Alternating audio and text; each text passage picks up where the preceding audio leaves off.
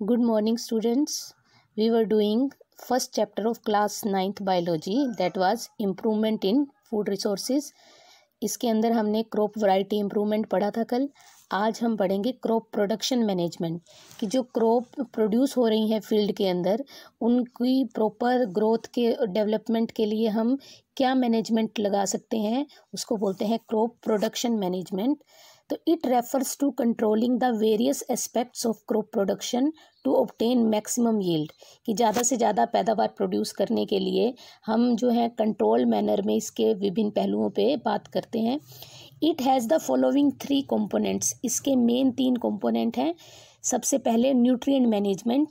Nutrient management में हम देखते हैं कि जो न्यूट्रिशन हम प्लांट्स को क्रॉप्स को दे रहे हैं मैन्योर और फर्टिलाइजर्स की फॉर्म में, वो प्रॉपर ढंग से दे रहे हैं या नहीं. फिर आता है इरिगेशन. इरिगेशन के अंदर हम देखते हैं कि जो पानी दे रहे हैं क्रॉप्स को, वाटर भी चाहिए है ग्रो करने के लिए, प्रॉपर ग्रोथ के लिए, तो वो सही तरह से उनको मिल रहा है या नहीं. और third is cropping pattern. Cropping pattern के अंदर हम देखते हैं कि जो क्रॉप्स हैं उनको कैसे चेंज कर करके बदल के ग्रो करवाएंगे तो उनकी यील्ड इंक्रीज़ कैसे होती है, वो आता है क्रॉपिंग पैटर्न के अंदर. तो सबसे पहले डिस्कस करेंगे न्यूट्रिएंट मैनेजमेंट.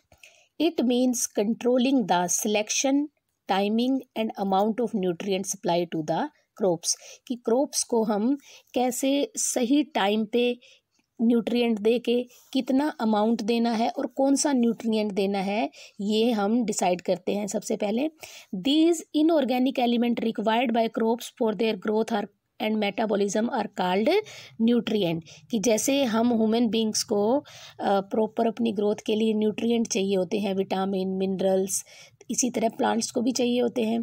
तो प्लांट्स के अंदर जो ये इनऑर्गेनिक एलिमेंट हैं उनको कहते हैं nutrients.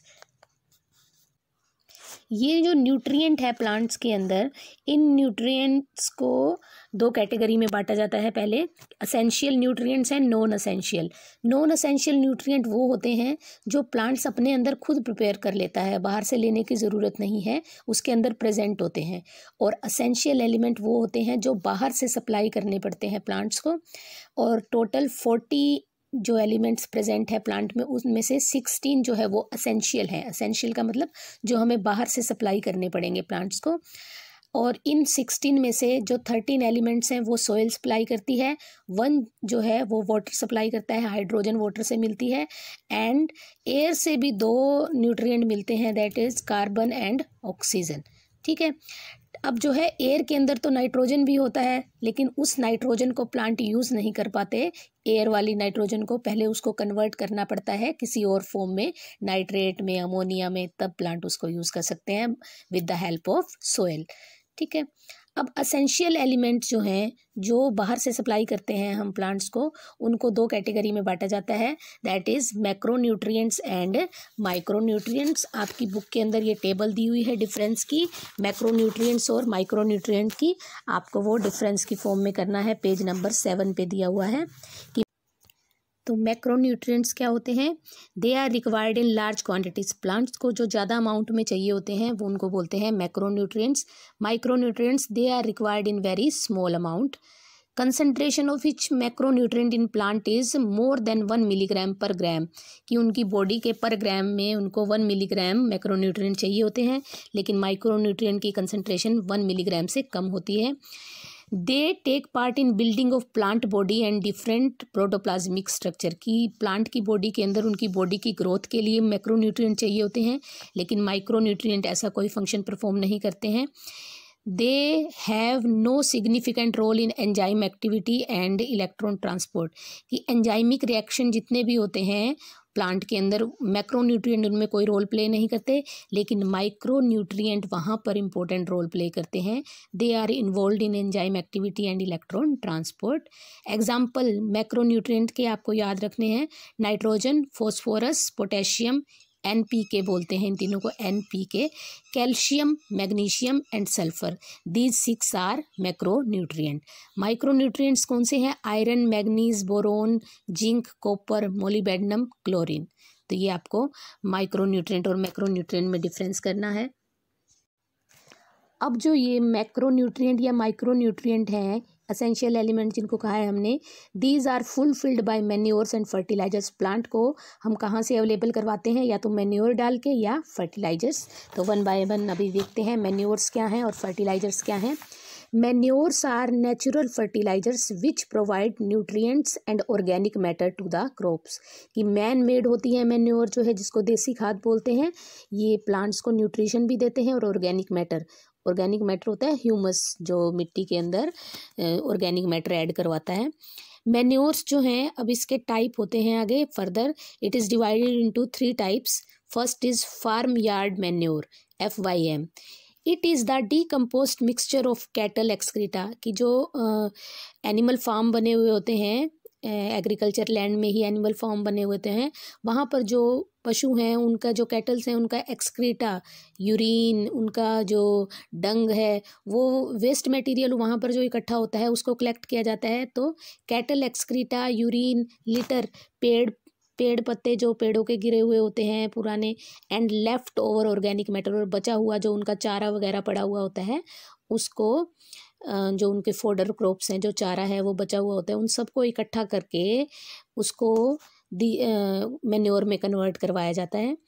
These waste material are daily collected from the cattle shed. ये वेस्ट मटेरियल वहाँ पर जब साफ़ सफाई करते हैं किसी भी फार्म यार्ड की, किसी भी जो फार्म एनिमल फार्म है उसकी, तो वहाँ से डेली ये इकट्ठा कर लेते हैं ये, एंड स्टोर्ड इन ए पिट, और खड्डे में इसको दबा देते हैं for decomposition bye micro organism. और उस खड्डे के अंदर फिर बैक्टीरिया वगैरह उस वेस्ट मटेरियल को डिकम्पोज करते हैं।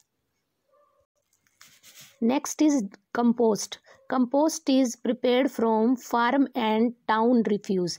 कि घरों का वेस्ट जो होता है और जो खेतों का वेस्ट होता है वो कंबाइन करके उनसे कंपोस्ट तैयार की जाती है। घरों से कैसा वेस्ट निकलता है, जैसे सब्जियों के छिलके, फलों के छिलके, ठीक है, animal excrete, domestic animal faecal matter, human beings का जो फीकल मैटर है वो भी यूज़ होता है कंपोस्ट बनाने में। सीवेज वेस्ट, जो नालियों का गंदा पानी होता है वो भी कंपोस्टिंग करने में यूज़ होता है, ठीक है।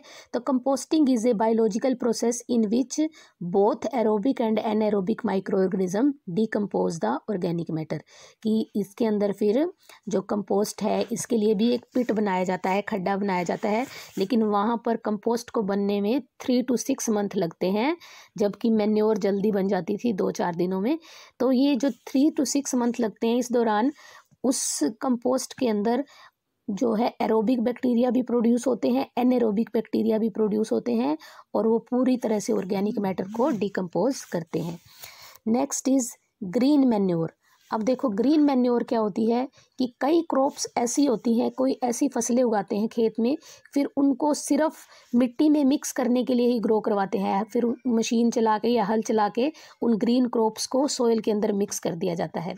तो it is the practice of mixing green crops with the soil to improve physical structure and soil fertility. इससे क्या होता है, सोइल का फिजिकल स्ट्रक्चर चेंज हो जाता है, उसकी फर्टिलिटी बढ़ जाती है।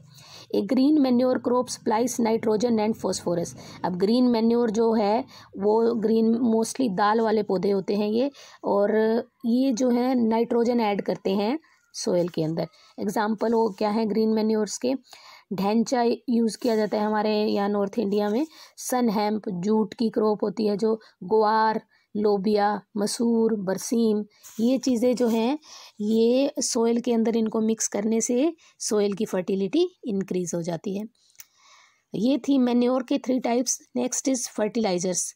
फर्टिलाइजर्स जो हैं मैन मेड जो न्यूट्रिएंट अवेलेबल होते हैं प्लांट को।